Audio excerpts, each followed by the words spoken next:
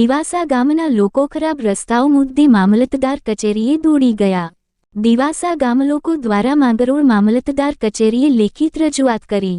દિવાસા ગામે ગેરકાયદેસર પથ્થરની ખાણો ચાલતી હોવાની આશંકા વ્યક્ત કરી હતી અને આ ખાણોના પથ્થર ભરેલા ટ્રકો રસ્તા ઉપરથી પસાર થાય છે, જેથી રસ્તાઓ અતિ બિસ્માર બન્યા હોવાના આક્ષેપ કર્યા।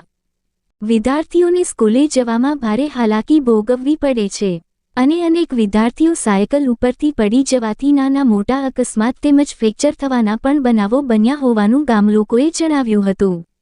જ્યારે આવી ગેરકાયદેસર ચાલતી ખાણો બંધ કરાવી ઓવરલોડેડ ટ્રકો બંધ કરી રસ્તા તાત્કાલિક રિપેર કરવા માંગ કરી છે। તાત્કાલિક નિરાકરણ નહીં આવે તો ઉગ્ર આંદોલનની ચીમકી ઉચ્ચારી। રિપોર્ટ પ્રતાપ સિસોદિયા।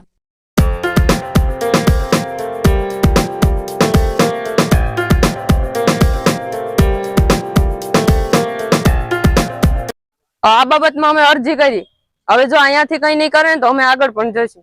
આ અમારા બધા વાડી વિસ્તારના માણસો છે, તેમ બધા એક થઈને ભેગા થઈને આવ્યા। કવાખંભાના બધા છે, અમારે 3 કિલોમીટર સુધી કીચડ છે, તેવા માટે અમે આવ્યા ને તેમાં લપસાય છે। અમારે એની સાઈડથી છોકરા ભણવા જાય તે પણ લહરે છે ને હું પણ લપસી। તેમાં કેટલા બધી છોકરા લપસે છે ને ખટારા વાળા છે ને એ બી શાળા